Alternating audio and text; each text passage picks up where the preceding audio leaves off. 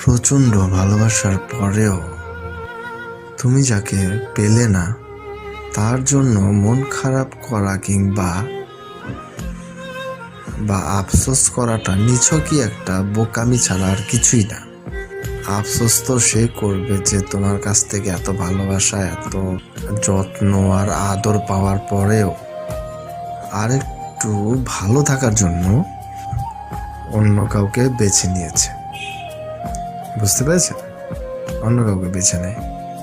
জানেন, ভালোবাসার মানুষটাকে না মুক্ত করে দিতে হয়, যাতে করে পৃথিবীটা অন্তত দেখতে পারে, বাস্তবতাটা দেখতে পারে, বাস্তবতাটা ফিল করতে পারে।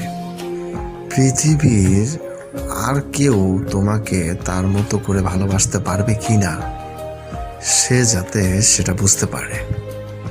আর যখন সেই মানুষটা পুরো পৃথিবীটা ঘুরেও তোমার মতো কাউকেই